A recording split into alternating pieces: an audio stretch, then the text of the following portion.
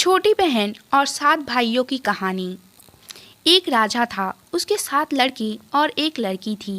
राजा ने अपने 7 लड़कों का विवाह करवा दिया था। एक दिन राजा शिकार करने गया और वो जब शिकार करके वापस आ रहा था, रास्ते में उसकी मृत्यु हो गई। पिता के मरने के बाद 7 भाइयों के सिर पर पूरे घर और राजपाट की जिम्मेदारी आ गई। एक दिन 7 भाई काम के सिलसिले में बाहर जाने लगे। सभी ने अपनी पत्नियों से बोला कि हमारी बहन का अच्छे से ख्याल रखना, इसे किसी चीज की भी कमी नहीं होनी चाहिए। 7 पत्नियों ने बोला कि ठीक है। इसके बाद 7 भाई चले गए। भाइयों के जाने के बाद लड़की की भाभीियों ने उससे बहुत काम करवाने लगी। सबसे छोटी वाली भाभी उससे काम नहीं करवाती थी।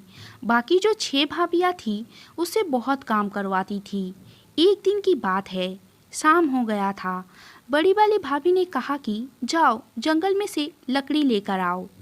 लड़की ने रस्सी मांगा। भाभी ने कहा बिना रस्सी के जाओ। वो मनी मन सोच रही थी कि भला बिना रस्सी के मैं कैसे लकड़ी लेकर आऊंगी। वो जंगल में गई, उसने लकड़ी एकत्रित किया और बैठकर रोने लगी। तभी एक सांप आया। उसने लड़की को रोते देखकर पूछा कि क्यों रो रही हो। लड़की बोली कि मेरी भाभी इंतजार कर रही होगी कि मैं लकड़ी लेकर आऊं तो वो खाना बनाए। मेरे पास तो रस्सी है नहीं, तो मैं सारी लकड़ियों को बिना बांधे कैसे लेकर जाऊं। सांप ने बोला बस इतनी सी बात, मेरे ऊपर लकड़ी लाकर रखो। लड़की ने वैसा ही किया। सांप ने लकड़ियों को लपेट लिया।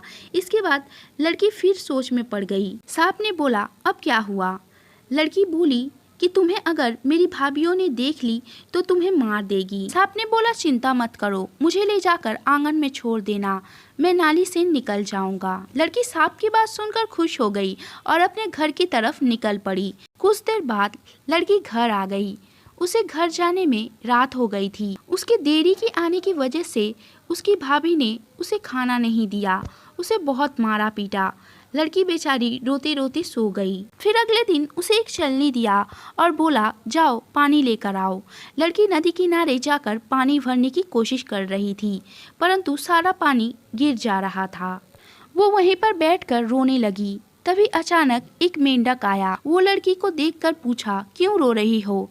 लड़की बोली कि मैं पानी भर रही हूँ, लेकिन सारा पानी चलनी से गिर जा रहा है क्योंकि चलनी में बहुत सारा छेद है। मेंढक ने उसे एक उपाय बताया और बोला कि बस इतनी सी बात। उसने अपने सारे मेंढक को बुलाया और उस चलनी में बैठ गए और बोला कि घर ले जाकर एक बाल्टी में रख देना, हम सारे मिलकर उस बाल्टी में पेशाब कर देंगे और बाल्टी भर जाएगी। उसके बाद हम लोग वहाँ से चले जाएंगे। लड़की ने वैसा ही किया।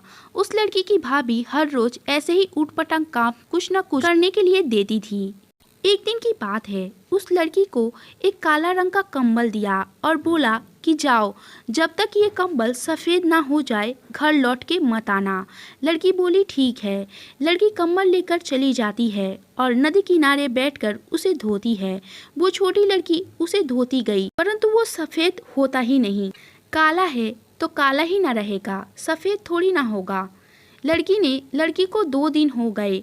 वो बिना कुछ खाए पिए बैठी रही, फूट फूट कर रो रही थी। तभी उसके 7 भाई नदी के पास वाले जंगल से होते हुए बाहर से लौट कर आ रहे थे। 7 भाइयों को किसी लड़की की रोने की आवाज सुनाई दिया। वे नदी किनारे पहुंच गए। अपने बहन को उस हालत में देखकर उन सभी भाइयों का दिमाग खराब हो गया और पूछा कि बहन ये हालत किसने किया। उस छोटी लड़की ने सब कुछ बताया। इसके बाद 7 भाइयों ने बहन को लेकर घर गए और बहन को बाहर ही कहीं छुपा दिया और बोला कि जब तक हम में से कोई ना आए यहाँ से कहीं मत जाना। इसके बाद वो घर के अंदर चले जाते हैं। सारी पत्नियां अपने पति को देखकर इतनी खुश होती है कि पूछो मत। कोई पानी लेकर आती है तो कोई पंखे से हवा देती है। तभी एक भाई बोला कि मेरी प्यारी बहन कहाँ है, दिखाई नहीं दे रही है। तभी एक भाभी बोलती है कि यहीं पर कहीं खेल रही होगी। तुरंत दूसरी भाभी बोली कि अभी तो दूध भात खाकर यहीं कहीं पर खेल रही थी। तभी एक पत्नी बोली कि आप लोग खाना खाइए, वो आ जाएगी। एक भाई बाहर जाता है और अपनी बहन को अंदर लेकर आता है और अपनी पत्नी से पूछते हैं कि यही दूध भात खाई है, अगर खाई होती तो ये हालत नहीं रहती। मेरी बहन की क्या हालत हो गई है। सारी पत्नियां कुछ नहीं बोलती। तब छोटी लड़की बोलती है कि सबसे छोटी वाली भाभी ने कुछ नहीं किया है, बाकी भाभी ने मुझे सताया और काम करवाया है। सारे भाई मिलकर अपनी पत्नियों को घर से बाहर निकाल दिया और सबसे छोटी वाली पत्नी रह गई। उसके बाद सारे मिलकर राजपाट चलाने लगे। इस कहानी से हमें ये शिक्षा मिलती है कि हमें दूसरों का कभी बुरा नहीं करना चाहिए।